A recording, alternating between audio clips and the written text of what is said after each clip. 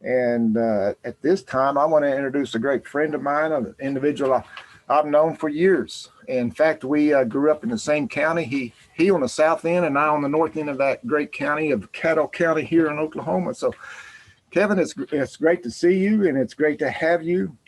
And we appreciate your work that you've done for the natural resources, and not only for Oklahoma for the years that you were here, but as you went on to the state as a state conservationist in Louisiana and on to headquarters, working as an associate chief for NRCS, now serving as I'm going to have to look at this. I know you're a deputy undersecretary for farm production and conservation. So they're at USDA FPAC. And again, Kevin's been a great leader, a great friend. And Kevin, it's good to see you. And sitting there in front of that creek bank that you're out on this morning. You should have fishing gear on, not that suit. But again, I want to just turn it over to you, Kevin, and let you bring us a word. So thanks. Well, thank you, Larry. I really do appreciate it. And I'm going to try to pass this off as Spavinaw Creek. It's not, but I'm going to try to pass it off. One of the great success stories of the Conservation Partnership. But good morning, everyone. And thanks, Larry, for the kind remarks. And I just got to tell y'all it's an honor to be asked to speak here at your 83rd annual meeting of the Oklahoma Association of Conservation Districts.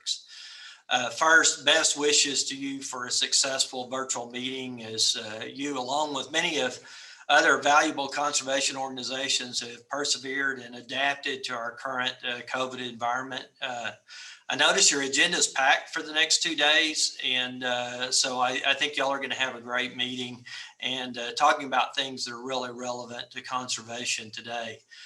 Also, I just want you to know you're in my thoughts and prayers as a conservation family, but also the family of agriculture producers there in Oklahoma following this most recent winter storm and deep freeze.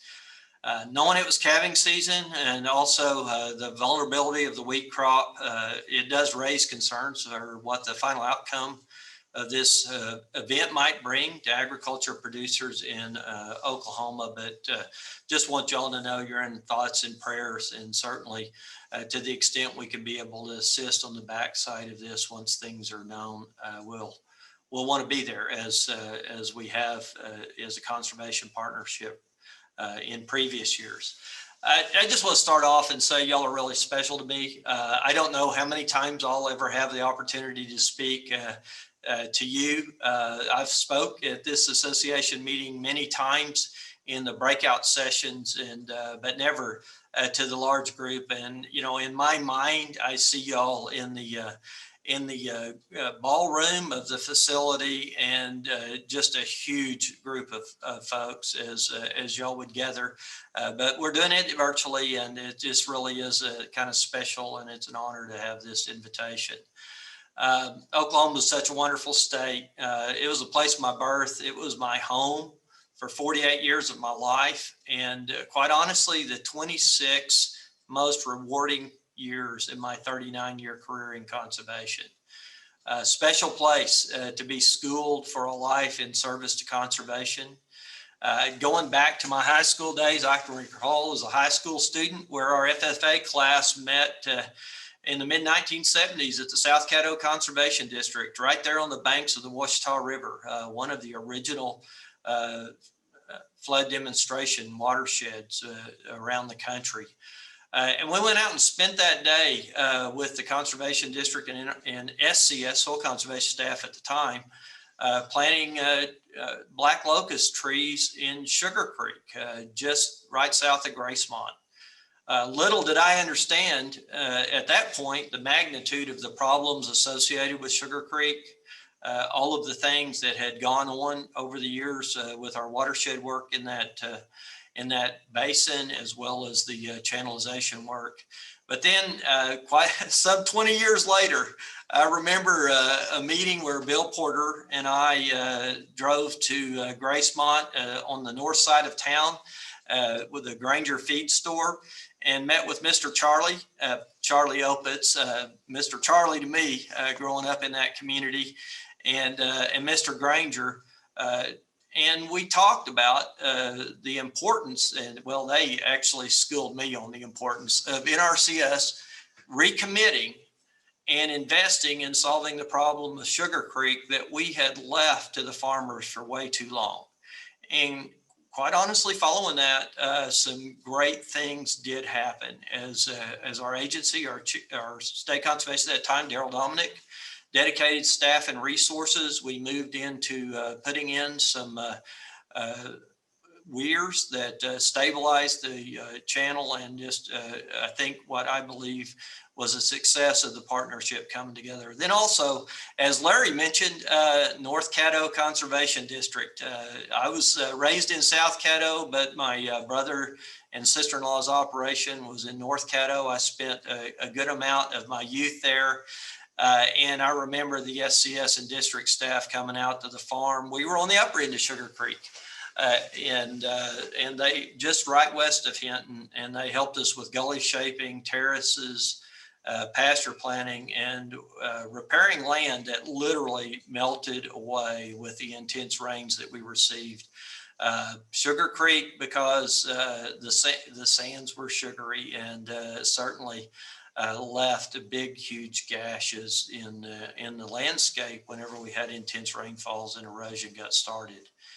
I think back, and I knew the names and faces there in Caddo County as great farmers, leading farmers and ranchers in the community. Come later to find out that they were conservation district supervisors, and it was in my journey through my career that I really began to understand the connection of those individuals, their leadership, not only in agriculture, but how they took that leadership and connected it to conservation and made a difference and did the important work that was beneficial to my home, my community, and where I was raised. Y'all are truly special folks, the Conservation District Directors of Oklahoma. You're leaders in agriculture with a heart for our natural resources, and that's quite special. You need only look at the anniversary date of this meeting to know the history of our nation's conservation movement started in this great state. While the National Association of Conservation Districts just held their 75th anniversary, y'all are celebrating 83 years. And it wasn't just the enormous work that came out of the Dust Bowl, and that was really tremendous and remarkable. But the conservation effort there in Oklahoma is led forward in the watershed program, as I mentioned, the Washita River and the pilot projects, and then the small watershed program that came out of that. As those structures matured, the watershed rehabilitation program found its birth right there in western Oklahoma, and has continued to grow from there. Y'all use technology like the Mesonet Dam Watch for continually monitoring the 2,100 structures around the clock, informing the sponsors of what's going on with those structures. So in the watershed program, I don't believe there's anyone that has done as much in establishing that program and leading it around the country. I mentioned passing this off as Spavinaw Creek, the Spavinaw-Beatty Creek effort. That was just a part of the overall work that y'all done in water quality improvement. And, Oklahoma leads the nation in streams delisted. And, that's really fantastic because it's all done through a voluntary, incentive-driven, technical assistance mode of work there within the state. And, it just shows that partnerships working hand in hand with that producer on the ground can really make a difference.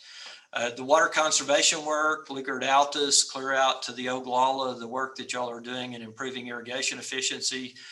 Quite honestly, soil health, it may have started in the Midwest, but doing that in Oklahoma is a little different duck, and y'all are certainly on the plains doing a remarkable job leading the soil health effort. And then as we look to new problems and new issues like feral swine, your commission is a sponsor for two of the feral swine demonstration projects across the 13 southeastern states. nasty pest that reproduces prolifically and creates just a lot of environmental damage wherever the population takes foothold. So thanks for leading. The whole effort here, as it was approved in the Farm Bill, was not a new program that was going to pay for feral swine everywhere. It was to give an opportunity to do demonstration projects where the state and federal agencies, along with those local producers, could establish some demonstrated effort that could suppress and remove the feral swine. Much like the coyotes, the predators have been removed in the lamb and goat country in West Texas. I think back, I don't believe there's a conservation district along Highway 81 and west that I didn't sit at board meetings on one or more occasions, likely for almost all of them multiple times, as that was a good amount of my career was out there. And for offices east of that line, as I moved into the state office, there were many board meetings that I attended. I didn't hit all of those districts, but I hit a number of them.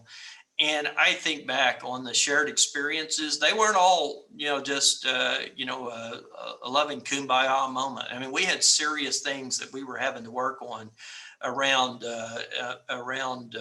floodplains, wetlands, dealing with grass plantings and short seed supplies and all of those kind of things. But, around that table with local producers, just great opportunities for shared experiences, greater understanding, and working together to deliver conservation. And it's locally led, locally driven, and voluntary in partnership with the customers on the land. Y'all bring that focus of those customers to the table.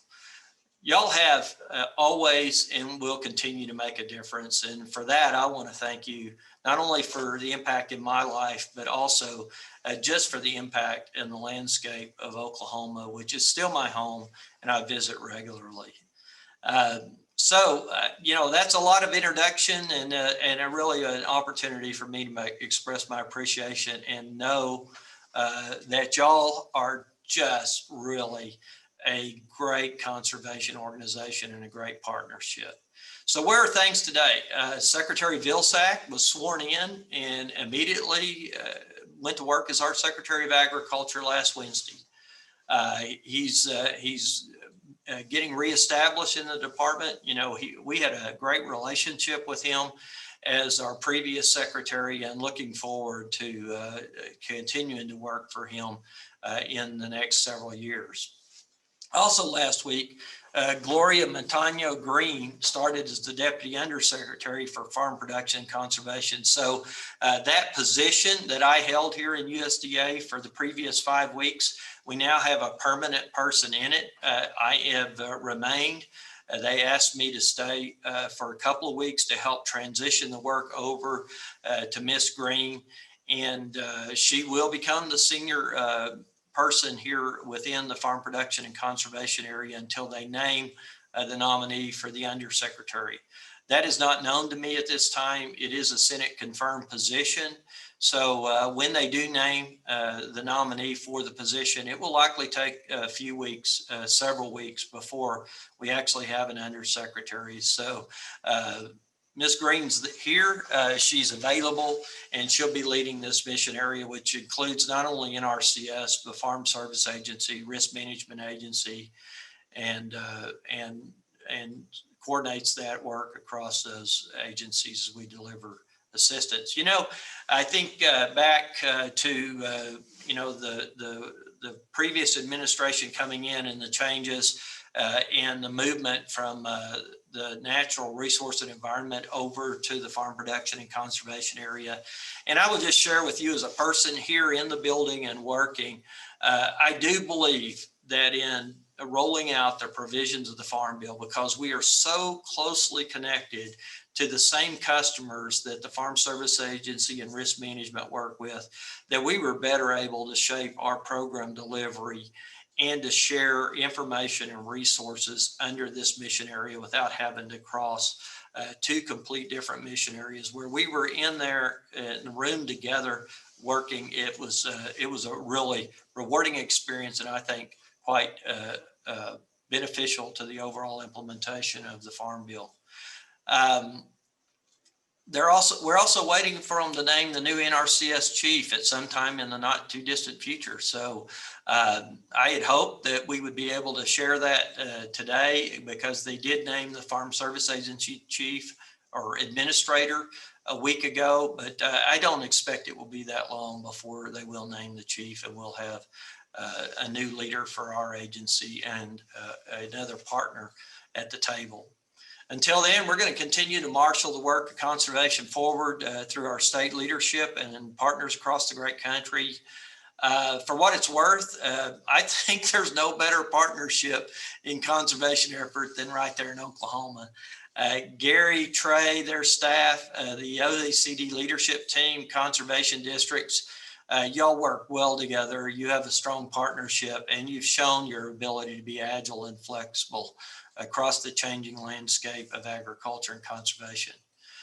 Following along those lines, we have all of our rulemaking done for the 2018 Farm Bill. This past rulemaking effort, we focused on adhering to the law, but then not putting so much in regulation that we impaired your ability to deliver conservation programs locally. We maintained flexibility in the rulemaking so that we could adjust state and local delivery, because even right there in Oklahoma, what works for Eastern Oklahoma doesn't necessarily fit Western Oklahoma, and what works in the Southwest doesn't fit the Panhandle. So we want that ability for state conservationists and districts to be a part of developing a locally led process and have the ability to deliver it. We're building our policy and tools, program tools, to allow that same flexibility. It's going to take a little while, but we're making progress, and we're going to have new tools available to make sure that you can set your priorities locally. We also are working on our conservation successes and being able to promote or discuss outcomes and benefits. We want to leverage that into the next Farm Bill discussion, so that it's clear that we believe and that we are successful when conservation is led through a locally designed and delivered process. What about our technology? Our science and technology staff are focusing on updating our conservation practice standards. We have about 200 of them that guide conservation implementation. In 2019, we did an extensive review of all of those, in need of being updated to reflect the current science and available proven technology of the day. Since the review, we've drafted and sent out over 70 standards for public comment and review. We have probably not quite 70 that have gone out, but we've got a group that's going to come out here in the next week or so. And then we even solicited for some ready to go technology through the Ag Innovation Agenda that the department rolled out in 2020. Our team's evaluating and looking at the release on some of those ideas in the future. While some of our conservation work hasn't changed much over the years, like ponds, terraces, waterways, grade stabilization structures, they essentially look and are designed fairly much the same way they have been for a number of years.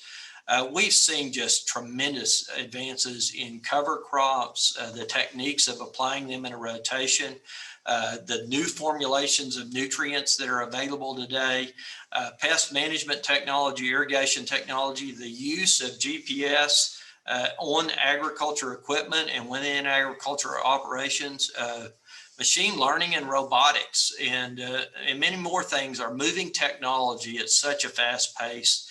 And we're seeing agriculture adopting technology, especially in the production agriculture realm, at a greater pace than in the previous 30 years. So we recognize that, and quite honestly, if we don't keep our standards current, we're irrelevant to where agriculture is going and where agriculture is moving in addressing that conservation need on that operation. So to stay current, we really do need to engage broader partnerships. We need to be listening, and we need you as well as the university systems and our agriculture partners to continue to inform us of the changes that are going on in the agriculture landscape and the things that help us move the conservation needle forward. The one thing I get asked a lot about is staffing, and NRCS staffing has been an issue for too many years. I think I'm not sure about Oklahoma, but Louisiana, really since 2015, we struggled with staffing before I left that state. Thankfully, many state conservation agencies, local districts, and other partners stepped in to fill the gap when we didn't have personnel and couldn't get them hired. But we're turning that around. Today, we have over 9,400 employees. We're 1,000 more than a year ago. We have room to grow. Direct hiring authority for about 1,500 additional positions between now and September 2021. Many states are moving forward. They're hiring. They're making decisions about just how much of that number can they really afford in the way of full-time field-based positions. And, for each state, it's a delicate balance. I know probably Gary's wrestling with that. How many more people can he take on, and then still actually do some partnership work that he believes is important and necessary? We're all wrestling with it. Many of our agreements that were funded over the past 5 to 6 years were funded with money that we had available because we were not able to hire and pay personnel. Now that we're bringing those personnel on, that balance between how much will be available for agreements and how much is needed to cover the payroll cost of the additional employees is something that each state's working on. We're leaving that with the state conservationists to work with their partnerships and to find the right balance that promotes flexibility and gets the maximum amount of technical assistance on the ground for our customers. Along with that, I think you can hear by my connection there that we do believe partnerships are important. We don't want any reduction in overall investment in partnership agreements to signal that we're not committed to partnerships. We really are. And we're going to continue to embrace and leverage the collective resources of those partnerships. Many of those are bringing additional resources to the table to fill gaps and to expand the talent and capabilities of our districts and our other partners and our own staff in delivering work to meet the needs of the local community. So we expect, and we're looking for partnership expansion, but it may be in a little bit different way as more partners are coming to the table to bring resources that they have. With that will come along training and programmatic needs, and we're going to have to look at some opportunities to restructure our program delivery. For example, something that y'all are very familiar with is in the watershed program. In history, it was totally delivered by NRCS on the front end with us passing on land rights, O&M, and those kinds of things to the local sponsor. As the funding language for the program for close to a decade, NRCS capacity dwindled in many locations across the country, even there in Oklahoma, not near the capacity that we had 25 years ago. We really don't have the ability to deliver the program at the level that we used to. We've had now 4 successive years of stable or increased funding in the program. It's been tremendous. I think it's a signal that Congress intends for us to deliver that program, but we know we can't spend all that money on building up NRCS staff.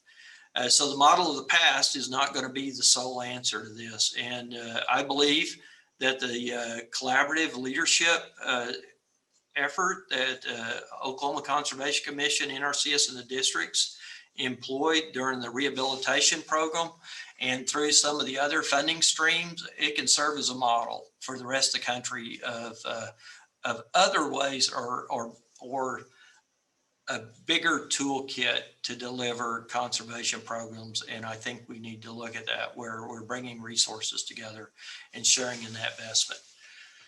So what does the future look like? I think the world of conservation opportunities is it's abundant. It abounds. This administration's got a strong desire to include agriculture in the climate agenda, and they want to do it in a voluntary setting, looking forward to that voluntary incentive-driven approach that we've demonstrated for many years can be successful, not only in water quality and water conservation concerns, but we've seen it in soil health. We have seen it in many other aspects, and we know it can move the needle on carbon sequestration and greenhouse gas reduction. So looking for a lot of opportunities for there to be feedback from the agriculture community on how this might look, how it might work, and how to do it in a voluntary way and be successful. So I encourage y'all to look for that opportunity and to be a part of those discussions as they move forward here over the next few months, and as we actually look at implementation over the next few years. And it's not just about the soil health component and increasing carbon. We have to think about with the 4 R's of nutrient management, what we gain in reduced nitrogen losses, those kinds of atmospheric losses of nitrous oxide as we are reducing with soil health and conservation tillage, no-till, the release of CO2 in the atmosphere. There's just a lot of good things that have connections. And in our water conservation effort, as we increase efficiencies of water delivered and less energy consumption associated with the delivery of that water to the field, which benefits the agriculture producer's bottom line as well as water conservation and water quality. So there's going to be a lot of discussion again.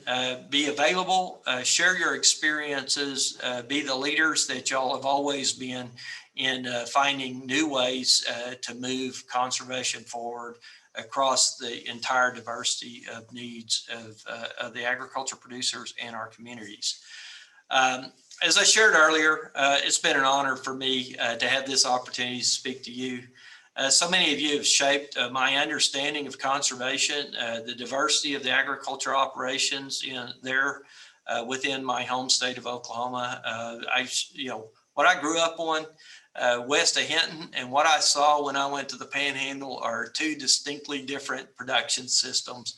And yet each and every one of you took the time with this SCS and NRCS employee to share your life, your story, and your operations. And through that, many of us have remained friends through my journey through life as it's taken me away from home.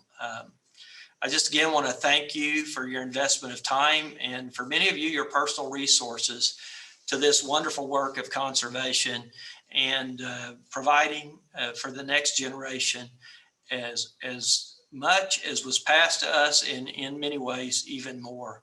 So what a wonderful history you have, what a brighter future is in front of you there in Oklahoma. And I just want to thank y'all for this opportunity again. Have a good day and have a great meeting.